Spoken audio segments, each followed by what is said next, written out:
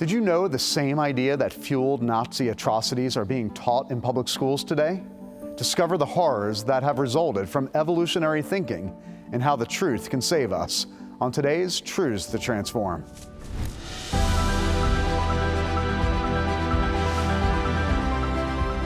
The hope of the world is the Church of Jesus Christ.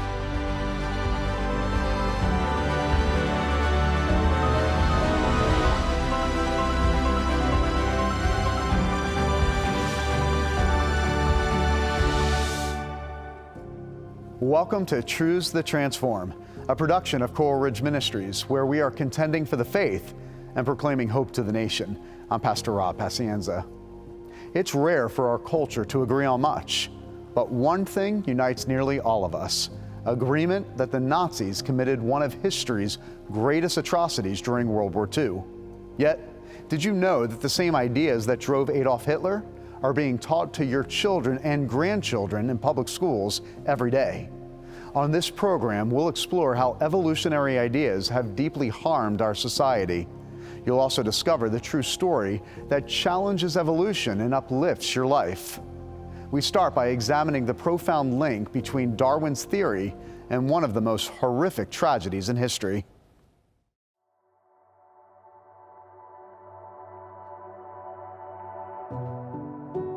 What is mankind that you are mindful of them? Human beings that you care for them. You have made them a little lower than the angels and crowned them with glory and honor. Psalm 8. Darwin, in 1859, when he wrote his Origin of Species, already had in mind that man was connected to ape. He didn't believe that man was specially created.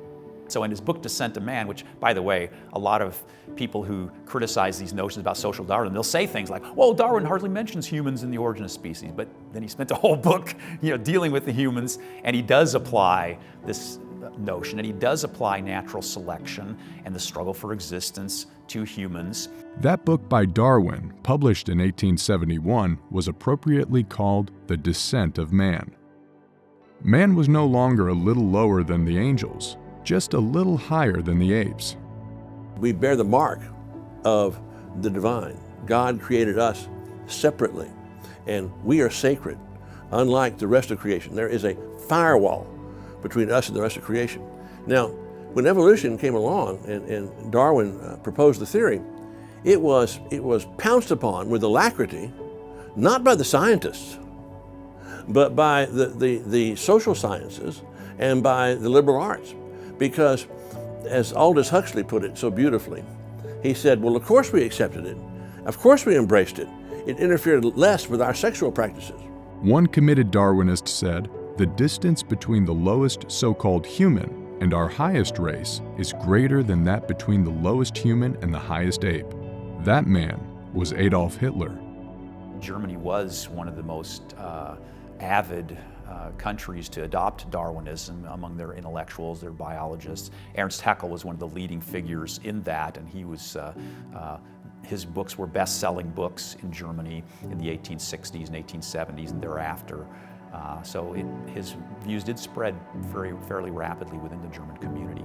And not only in the German, among German biologists, but again, it permeated a lot of German society, and even the German officer corps. The support which I receive from Germany is my chief ground for hoping that our views will ultimately prevail. Charles Darwin. But what is humanity in a Darwinian world? And so they try to make that kind of a distinction. And that is a idea that springs from the idea that humans are simply the product of blind chance, that we're not the product of a creator who created us with a purpose and with meaning and significance, that humans are just the product of blind processes, natural processes that have been taking place for billions of years, and so that doesn't give humans, as humans, any special value. Hitler rejected Christianity, which he called the heaviest blow that ever struck humanity, and instead embraced a Darwinian view of favored races of the strong, lording it over the weak, or even eliminating the weak. The law of selection exists in the world, and the stronger and healthier has received from nature the right to live. Woe to anyone who is weak, who does not stand his ground. He may not expect help from anyone. Adolf Hitler. Hitler was greatly influenced by Darwinianism, the idea that the various races and so forth have come through an evolutionary spiral, and he believed that the Germans were on the top of that spiral, and everybody else was quite expendable, thank you very much, just like in the animal world. Hitler's Mein Kampf repeatedly refers to evolution, though it's sometimes obscured in English versions where the word is often translated development rather than evolution.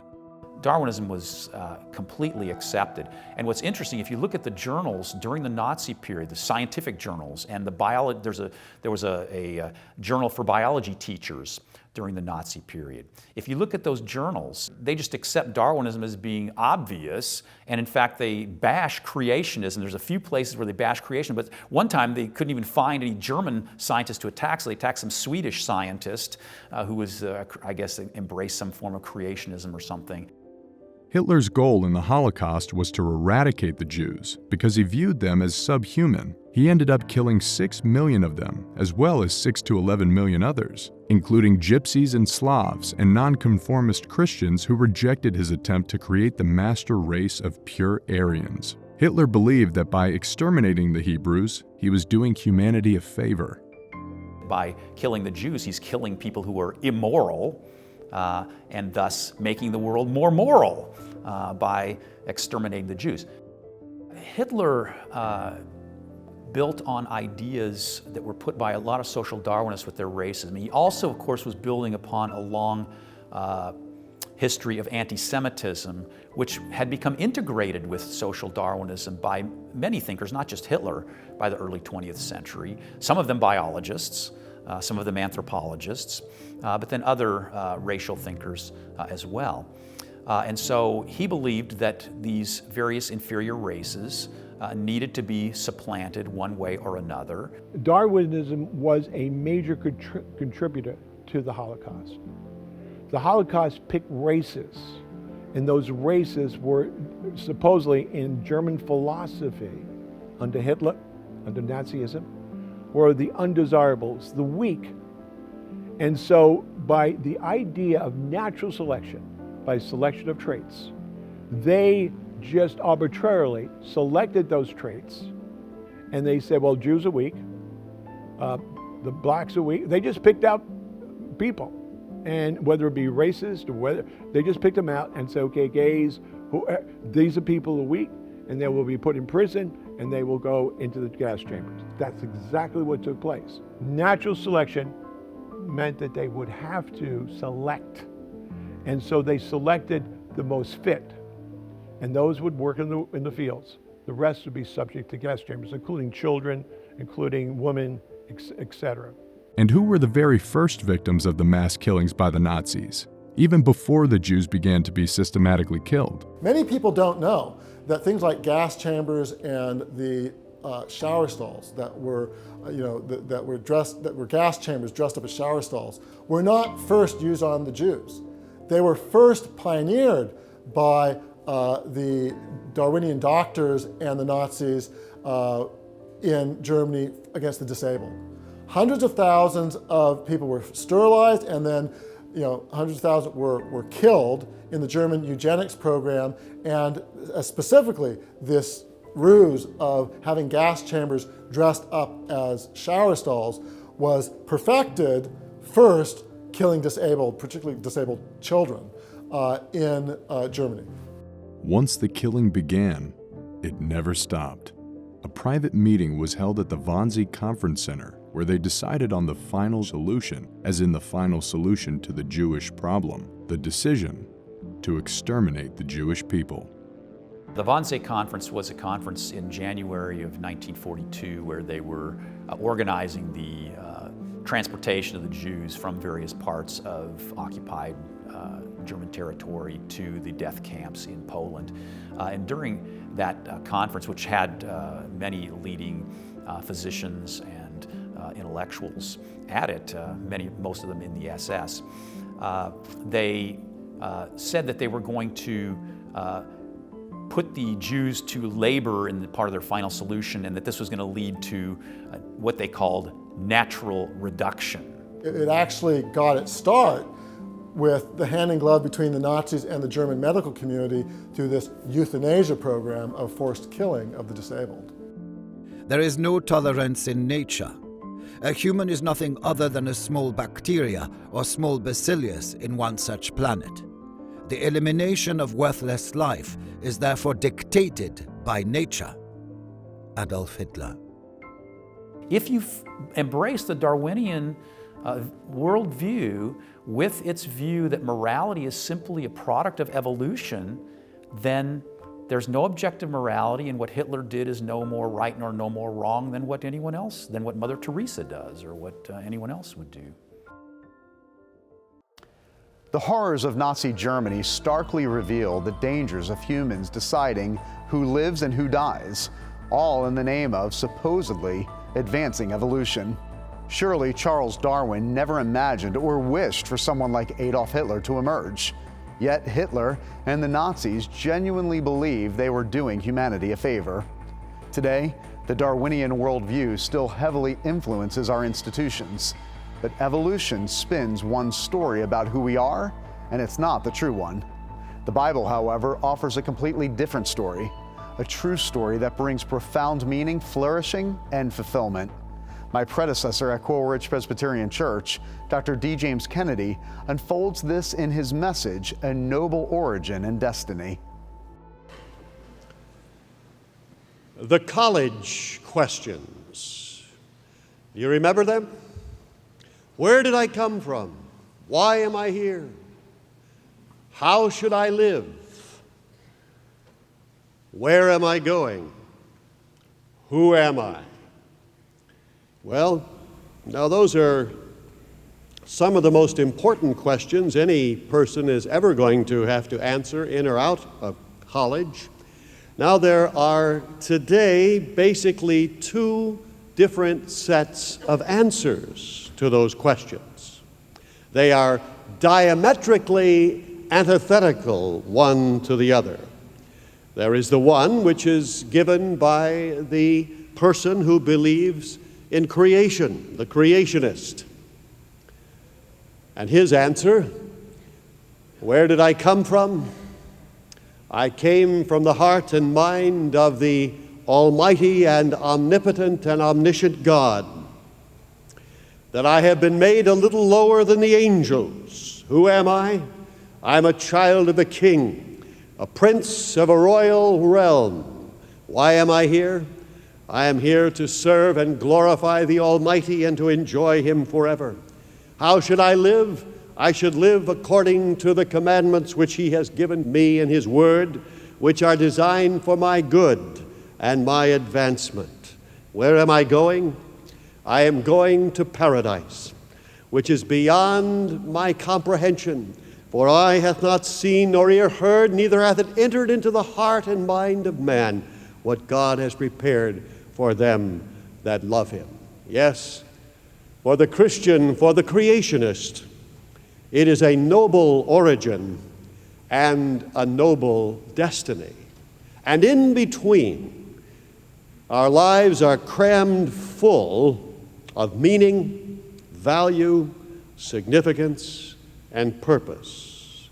But the other set of answers are those given by the adherents to evolution. Those who trust in that system which is taught in every public school in this country or practically the world today. A set of answers which are being learned by most all of our students in school from kindergarten through graduate school. Where did I come from?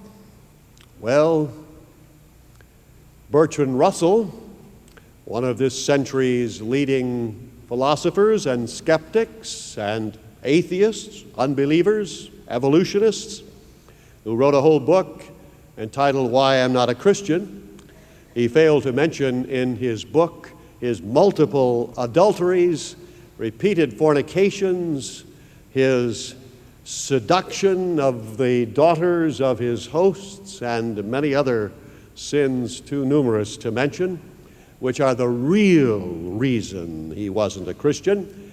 But he told us what life was all about and answered these questions. He said, "We came from we know not where. We are here. We know not why. And we go to some oblivion, we know not whither." And those are the answers to the basic questions of life that Bertrand Russell has given to us. And in spite of the fact that they have nothing to offer, they have completely dominated our world today. Is man a noble creature with a noble origin and a noble destiny? Well, here is what they say. A mere insect, an ant, a fungus on the surface of a modern planet. Did you get that, all of you fungi out there? A rope stretched over an abyss, said Nietzsche. Small potatoes and few. A jest, a dream, a show, a bubble, air. A hairless ape. This is what man is. Next to nothing at all. And yet, this is what our students are being indoctrinated with from kindergarten all the way through graduate school. And it's no wonder that our students today are filled with so many problems and doubts. It's no wonder that self-worth has gone right down the tubes and that millions of students are running around trying to discover some sort of self-image that's worth having. Because if you believe that you're nothing but an accidental happening in the slime, it doesn't create much self-worth at all. And you wonder why people can do the kinds of things that they do to other people? It's because of what they have been taught and what they have come to believe. As a man thinketh in his heart, so is he. Dr. Francis Schaeffer summed up their whole view of life when he said that the concept of man's dignity is gone. We are in the post-Christian world. Man is junk. If the embryo is in the way, ditch it. If the old person is in the way, ditch it. And if you get in the way, you got it right. Evolution can only create an environment of meaninglessness for life and worthlessness for man. This is what the evolutionary view of life creates. Meaninglessness for life. It has no meaning. It has no purpose. It's just an accident that took place in the slime or in the clay. And worthlessness for man. You're just not worth much of anything at all. This is what unbelief offers to man. I thank God that according to his word, what is man? Thou hast made him a little lower than the angels. Thou hast given him power and dominion over all things. Thou hast placed all things under his feet. What is man? He is a prince or princess in a royal realm.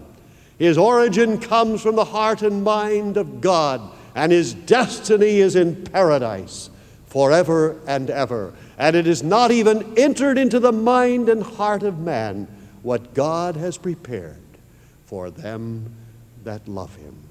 This is the glorious origin and destiny of all that trust in Christ. If you, dear friend, are one of those that is still sitting in that shadow and that valley of darkness, one who has no hope, has no meaning or significance, sees no value to life, if you have no expectations beyond the grave, if your final companion is not to be the Christ of God, but rather the conqueror worm in the grave, then I would urge you to lift up your eyes unto the cross.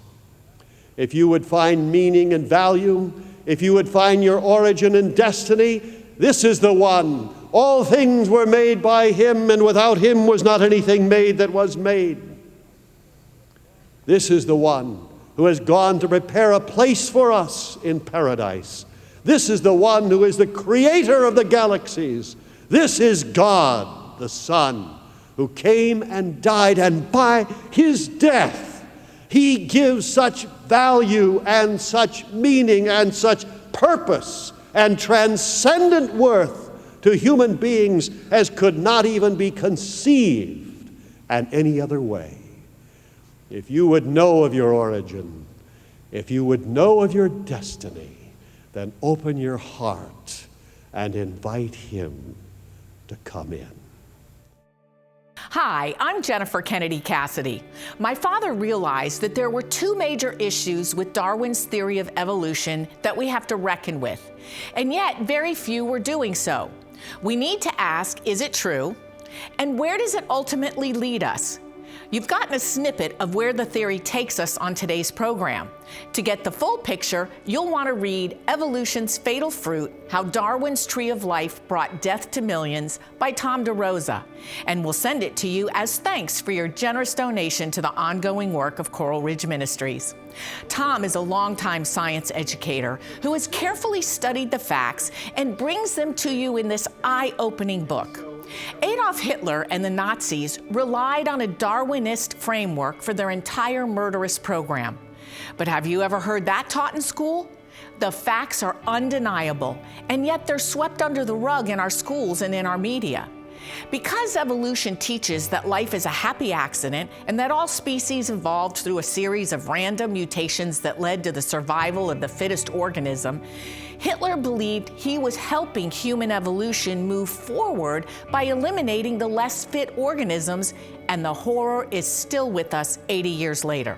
Discover the connection between evolution theory and the Nazis, the eugenics movement, Planned Parenthood, and more in Evolution's Fatal Fruit by Tom DeRosa.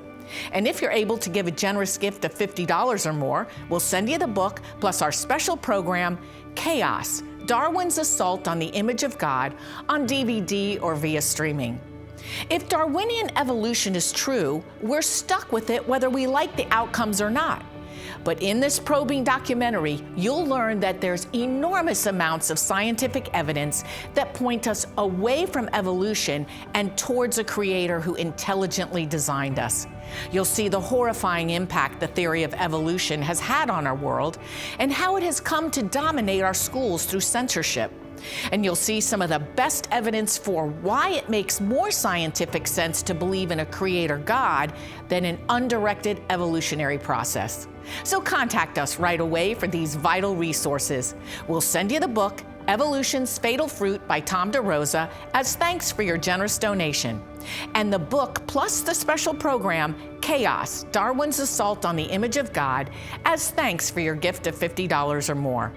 This is truth that every person needs to know, and your partnership with us through your gift allows us to share it with millions. So please, give generously. Simply write to us at Coral Ridge Ministries, Box 11154, Fort Lauderdale, Florida, 33339, or call toll-free 877-962-7677, or go online to crm.tv. The book of Genesis declares, "So God created man in his own image. In the image of God, he created him. Male and female, he created them." Humanity alone bears this distinction, granting us a unique and sacred status in all of creation. The Christian tradition rests on this truth, known as the Imago Dei, the image of God. Yet this foundational doctrine is fading fast, and the consequences are profound. Americans are less happy than ever, with a Gallup poll this year revealing a record low of those who feel very satisfied with their lives. Now, with the artificial intelligence on the rise, the confusion about what makes us human is deepening. Already, there have been reports of people leaving spouses after quote-unquote falling in love with AI companions. A 2024 study found 1 in 4 young adults believes AI could replace real-life romantic relationships, and 1 in 10 is open to having an AI friend. As with most things, there is good and bad to be found in artificial intelligence. It can be an extremely useful tool for all sorts of tasks, but our growing inability to distinguish AI from humans indicates a serious cultural problem. If we no longer understand what a human being is, how can we value, protect, or even relate to each other? Throughout church history, great theologians have taught that the image of God encompasses our intellect, will, and our spiritual capacities.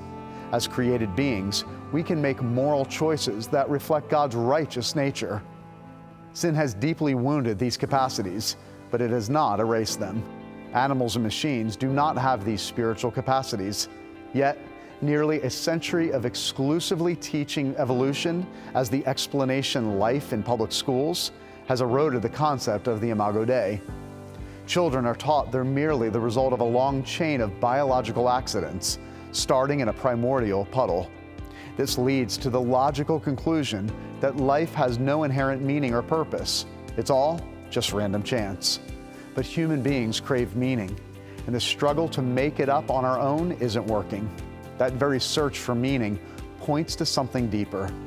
It's the image of God within us, crying out that we are fearfully and wonderfully made for a purpose, no matter what state-mandated atheism in schools might claim. One of our culture's greatest needs today is for the Church of Jesus Christ, led by pastors grounded in a biblical worldview, to reclaim and boldly proclaim a robust doctrine of the image of God for a new generation. Coral Ridge Ministries is contending for the faith and proclaiming hope to the nation. If you're ever in South Florida, we welcome you to join us for Sunday morning worship right here at Coral Ridge Presbyterian Church. Or you can always join us via live stream at crpc.tv. We also invite you to connect with us via social media at Facebook, X, Instagram, TikTok, and YouTube. And check out our streaming content at watch.crm.tv. Thank you so much for joining us. And now, here's a look at the next truths that transform. Darwin very forthrightly embraced a racist outlook, which he thought was actually a support for his theory. That's next week. This has been a production of Coral Ridge Ministries.